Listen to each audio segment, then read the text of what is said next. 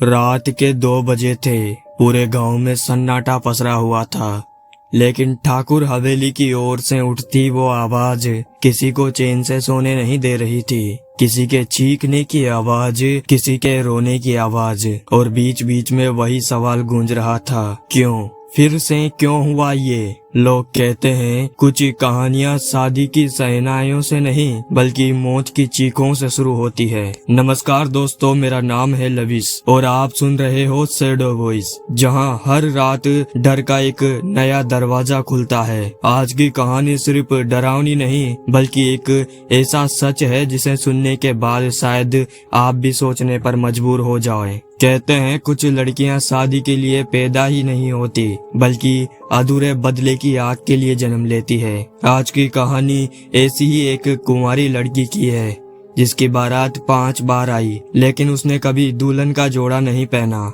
ये कहानी है राजस्थान के 12 जिले के एक छोटे से गांव की। गांव का नाम सुनते ही कुछ खास याद नहीं आता, लेकिन अगर उस गांव के बुजुर्गों से पूछो तो वो अब भी एक ही नाम से डरते हैं, ठाकुर की हवेली। 3 मंजिल ऊंची हवेली, चारों तरफ मोटी दीवारें लाल पत्थरों से बनी हुई और हर कोने में जालों से ढका हुआ अंधेरा। गांव वाले कहते हैं ये हवेली जितनी भव्य दिखती थी उतनी ही रहस्यमय भी थी। रात होते ही हवेली की दीवारें जैसे सिसकने लगती थी। कभी किसी ने पास जाने की हिम्मत की भी तो उसे सिर्फ एक चीख सुनाई दी, घूंघट के अंदर से आती धीमी सी हंसी। करीब 40 साल पहले इस हवेली में ठाकुर हरि सिंह रहते थे। रुतबे वाले आदमी।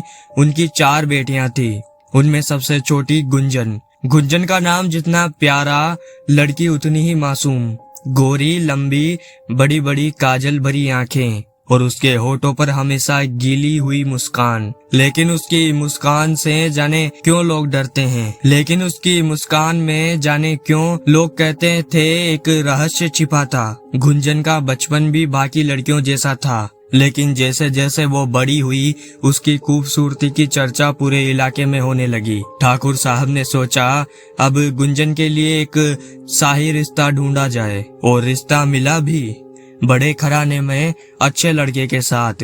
दिन तय हुआ, माघ की शादी। गांव के लोग बताते हैं कि उस दिन हवेली दुल्हन की तरह सजी हुई थी।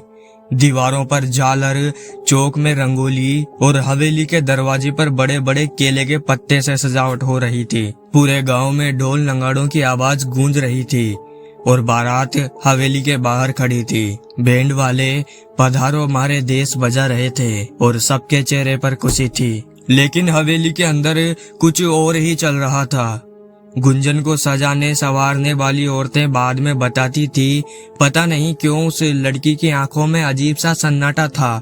दुल्हने तो शर्माती है, हंसती है, लेकिन गुंजन बस चुप बैठी रही, बिना एक शब्द कहे। रात करीब 11 बजे फेरे होने वाले थे। सारा मंडप सजा हुआ था। गुंजन लाल चुनरी में बैठी थी और दूल्हा पास के कमरे में तैयार हो रहा था। तभी अचानक हवेली की लाइट चली गई। पूरा चौक अंधेरे में डूब गया। लोग भाग दौड़ करने लगे। किसी ने कहा जनरेटर चलाओ भैया, लेकिन लाइट आने में कुछ मिनट लग गए। जब रोशनी लौटी तभी एक चीख सुनाई दी, इतनी डरावनी चीख कि सबके दिल कांप गए। चीख उस कमरे से आई थी जहां दूल्हा तैयार हो रहा था। लोग दौड़कर अंदर पहुंचे और जो देखा वो देखकर सबके पैरों तले जमीन खिसक गई। दूल्हा फर्श पर पड़ा था, चेहरा सफेद, आंखें फटी हुई और होठों से झाग निकल रही थी। उसके गले पर गहरे लाल निशान थे, जैसे किसी ने नाखूनों से नोचा हो। किसी ने कहा दिल का दौरा पड़ा होगा, लेकिन जिसने भी उसका चेहरा देखा उसने एक ही बात कही, भाई ये डर से मरा है। पूरा मंडप खाली हो गया। बैंड वाले ने अपने साज बंद कर दिए। ढोल की थाप सन्नाटे में बदल गई और हवेली के दरवाजे पर खड़ी बारात बिना शोर शराबे के वापस लौट गई।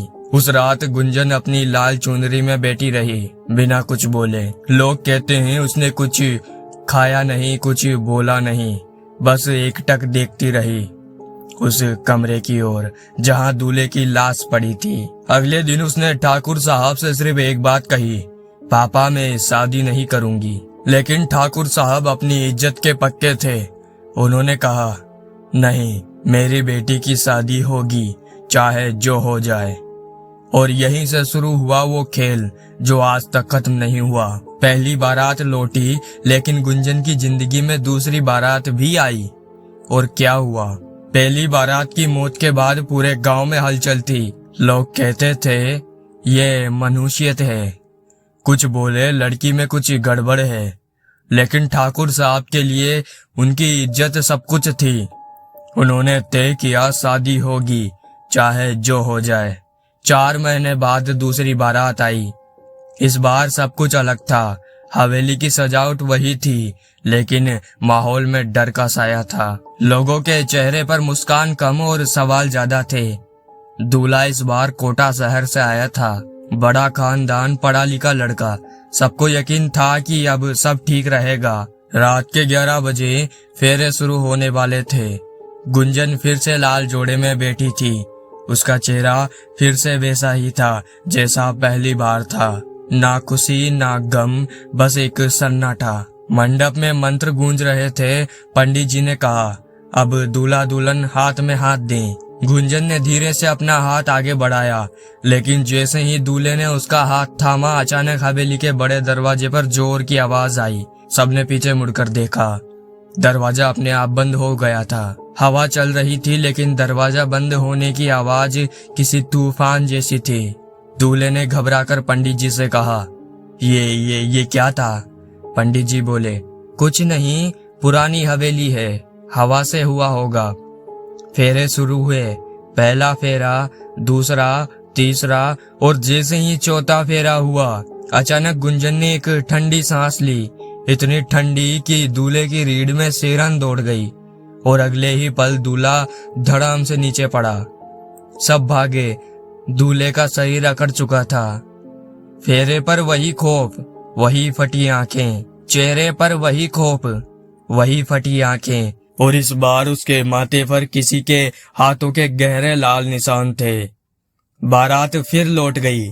हवेली में मातम छा गया। गुंजन फिर वही, न रोई न चीखी, बस खिड़की के बाहर देखती रही, जैसे किसी का इंतजार कर रही हो। गांव में अफवाहें उड़ने लगी, यह लड़की मनहूस है, इसमें कुछ है जो हमें दिखता नहीं। लेकिन ठाकुर साहब नहीं माने। उन्होंने तीसरी बार भी बारात बुलवाई, इस बार जयपुर से। और ये शादी पूरी गुपचुप हुई। कोई बैंड नहीं, कोई शोर नहीं, बस कुछ लोग और बारात का समय। लेकिन क्या हुआ? तीसरी बार भी वही कहानी, दूल्हा, मौत। इसी के साथ आज की हमारी ये कहानी यहीं पर समाप्त होती है। अगर आप भी ऐसी सच्ची कहानियां सुनने के लिए तैयार हैं तो हमारे शैडो वॉइस चैनल को जरूर सब्सक्राइब करें। मिलते हैं अगली रात 9 बजे एक नए डर के साथ।